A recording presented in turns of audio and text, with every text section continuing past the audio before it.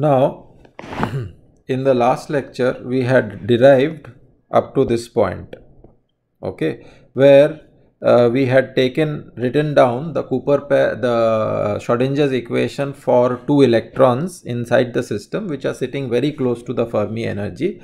Written it down in terms of the center of mass momentum, center of mass and the relative coordinate, and we will basically consider zero center of mass of the system in a frame of zero center of mass, okay, and if it has zero center of mass, these two pairs have zero center of mass, then we got a form of the Schrodinger's equation which depended only on the relative coordinate, and then we took a Fourier transform of that and we landed up with this expression. Okay, we landed up with this expression where we are taking a Fourier transform, I mean not a Fourier transform, but d cube k by 2 pi cube v k k prime. This is your scattering potential for the two electrons in the momentum space. Psi k prime into psi k prime is E total, the energy eigenvalue for which we have to solve for. We have to solve for this E minus 2 Ek, where Ek is the kinetic energy of each individual particle, each individual electron, which is h cross square k square by 2m. H cross square k square by 2m. Since we have two electrons, this is twice of Ek into psi of k. Okay, so this is your equation, and now we have to try and solve this equation so that we can determine our energy eigenvalue, the total energy of this two electron system.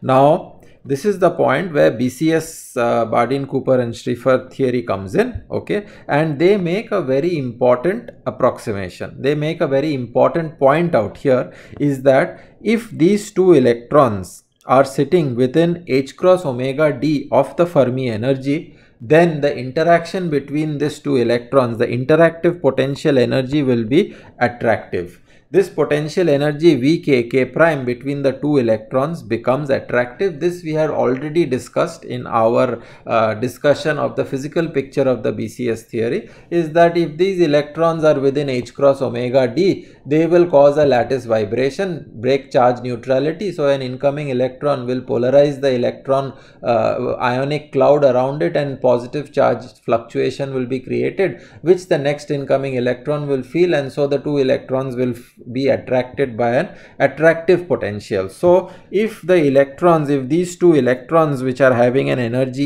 E are within an energy range of h cross omega d of the Fermi energy, then the interaction potential between the two electrons becomes attractive, and the form of the potential which the BCS theory used was Bk prime is equal to minus a constant V naught. It is attractive,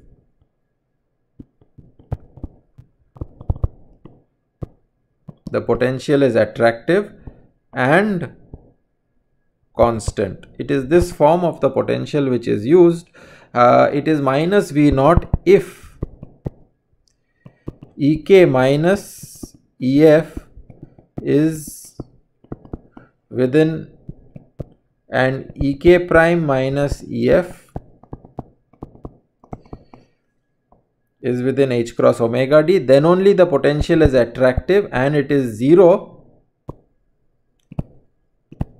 elsewhere. Namely, if Ek minus Ef is greater than h cross omega d, the potential is no longer attractive. Okay, so this is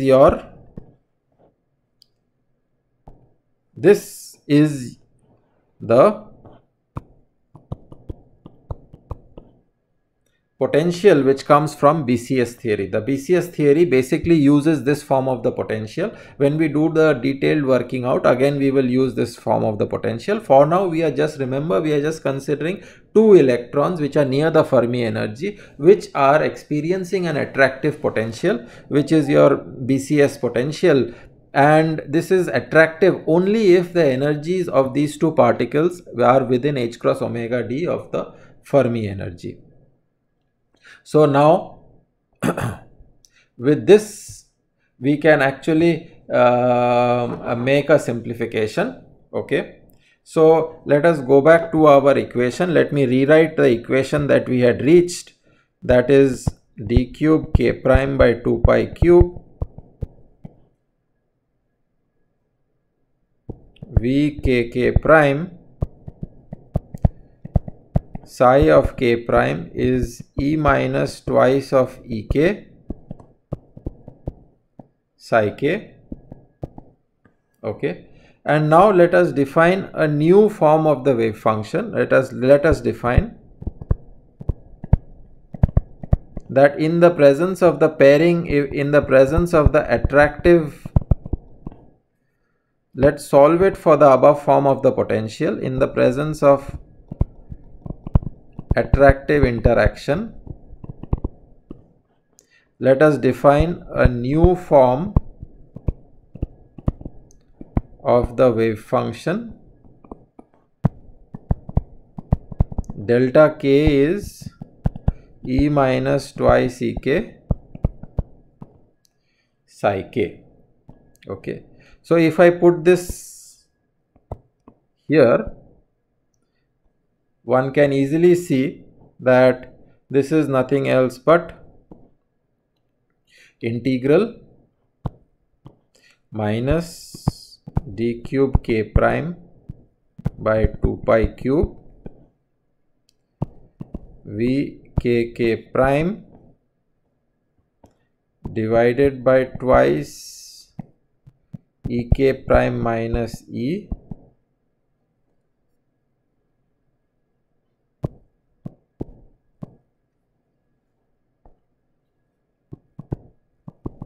delta k prime is equal to delta k.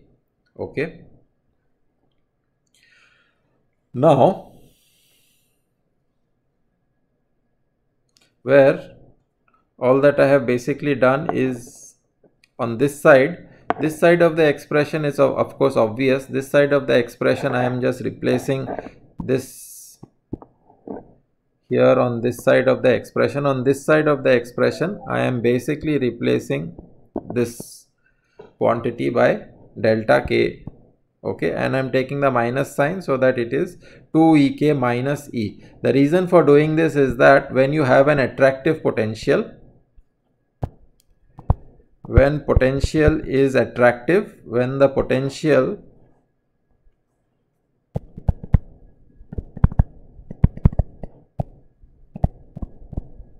attractive, the total energy of the system will be less than twice ek.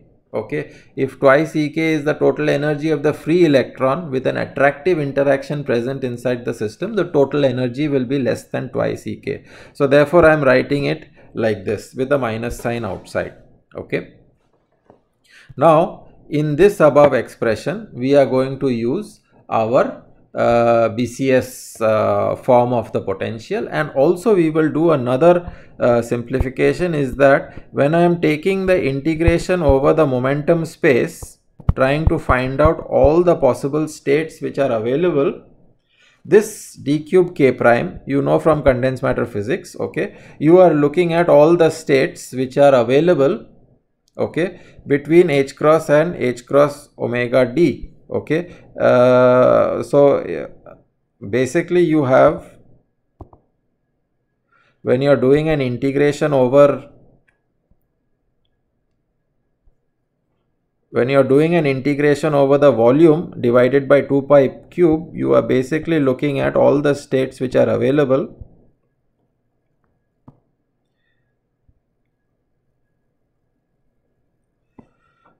between EF and EF plus h cross omega d. You are looking at all the states which are available between these.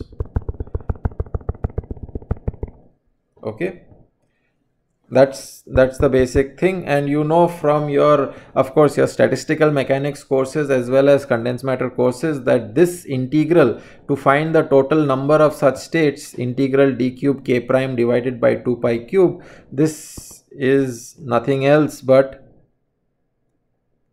integral g of k dk, where g of k is the density of states, This is nothing else but the total density of states, G of k dk, and this is also equal to G of E dE between EF and EF plus H cross omega d. Okay, so this is also equal to this, because you are basically looking at all the states which are available between EF and EF plus H cross omega d. Remember that G of E dE is G of k dk. The total number of states, whether you are counting it as a function of energy or as a function of momentum, G of k into dk is basically equal to G of E into dE. So this integral d cube k by 2 pi cube in the above integration can be replaced with integral G of E dE. Now, as H cross omega d is much less than EF, so basically G of E is roughly the same as the density of states at the Fermi energy. So we replace this density of states by the density of states at the Fermi energy. Okay, so integral EF to EF plus H cross omega d G of E dE, because H cross omega d is much less than the Fermi energy. Okay, Fermi energy is at the level of few electron volts and H cross omega d is much lower than that. It can be few milli electron volts. Okay, orders of magnitude lower than the Fermi energy. So this is basically just G of EF. Okay, integral EF to EF plus H cross omega d dE, and all the other terms which are there above here will come into the picture. Okay, so basically we are going to replace this d cube k, we are going to replace now this term with what we have just derived. Okay, and so what you will land up with is delta, which is minus integral, so let me write d cube k prime by 2 pi cube V k k prime by 2 e minus capital E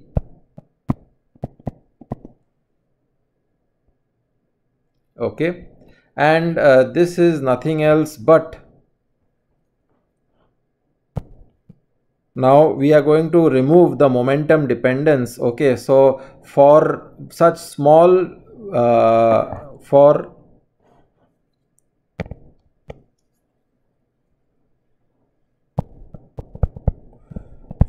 H cross omega d much less than EF, the Fermi energy, this wave function is roughly delta. Okay, and this delta is not going to be very momentum dependent. We are not considering any momentum dependence of this wave function, and also within this energy band of the Fermi energy, V k k prime is equal to minus V naught, and integral d cube k prime by 2 pi cube will go as G of EF integral EF to EF plus H cross omega d dE. So I will write this as minus V naught G EF delta integral of EF to EF plus H cross omega d dE by twice E minus capital E. Okay. So now we have completely transformed to the energy representation, and so minus 1 by V naught by G of EF is equal to integral EF to EF plus H cross omega d dE by twice of E minus EF, and this will give you minus 1 by V naught GEF is equal to log of twice EF plus 2 H cross omega d minus E divided by twice EF minus E, and you can simplify it as E is equal to twice EF minus twice H cross omega D, E minus twice V naught by GEF divided by 1 minus E raised to minus twice V naught by GEF. Now, as V naught can be arbitrarily small, it is a very weak attractive potential. V naught by GEF is very small. So therefore, E raised to minus twice V naught by GEF is much less than 1. So to leading order, this term to leading order is of the order of 1. So I can write my total energy of the system. My total energy of the system in the presence of the attractive potential is minus 2 H cross omega D E raised to minus twice V naught into GEF.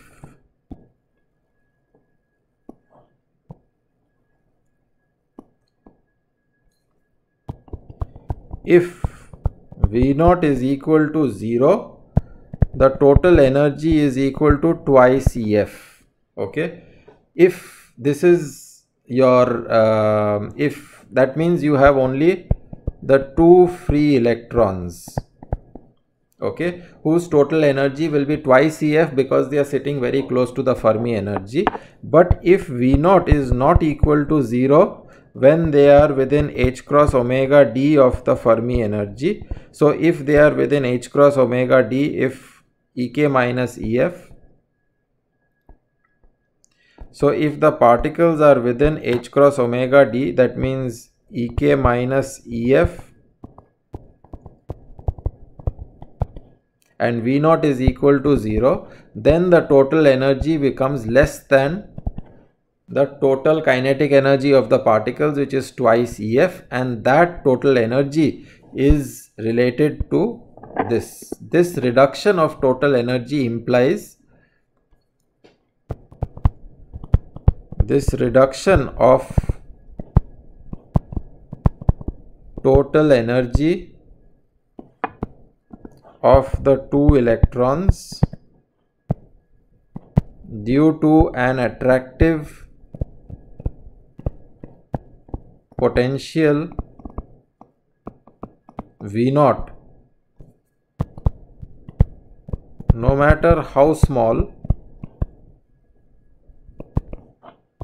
implies binding of the 2 electrons by the attractive potential. The total energy becomes less than the energy of the 2 free electrons when you have an attractive potential suggests binding of the 2 electrons, and this is true no matter how small V naught is. The moment there is an attractive potential for these electrons, for the 2 electrons which are sitting within H cross omega D of the Fermi energy, for these 2 electrons which are sitting within H cross omega D of the Fermi energy, no matter how small the attractive potential, if you create an attractive potential, no matter how small the potential, it is going to lead to binding of the 2 pairs of electrons, and the total energy will become less than the free electrons energy of the 2 electrons when they are free. And this binding of these 2 electrons is basically the pairing of the 2 electrons, where the binding energy of the pair EB is the binding energy of the pair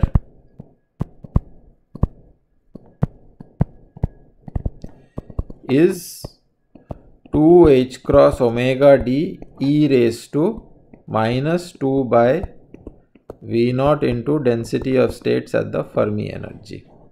This is the binding energy of the pairs. The energy with which the two electrons are bound, okay, is of the order of 2h cross omega d. Okay, this is for the 2 electron system. Okay, and it clearly shows that when you have the 2 electrons which are present near the Fermi energy interacting with, no matter how small the attractive potential is, if they are interacting with a very weak attractive potential also, it will automatically make the system unstable towards pairing. So 2 electrons cannot exist as independent free electrons at the Fermi energy if V naught is less than 0, no matter how small. So therefore the electrons become unstable towards pairing up when V naught is less than 0. No matter how small the potential, the attractive potential, the moment you switch on an attractive potential for these electrons which are present near the Fermi energy, they become unstable towards pairing. They cannot remain as single free electrons. They will pair up, and the binding energy of this pair is 2h cross omega d.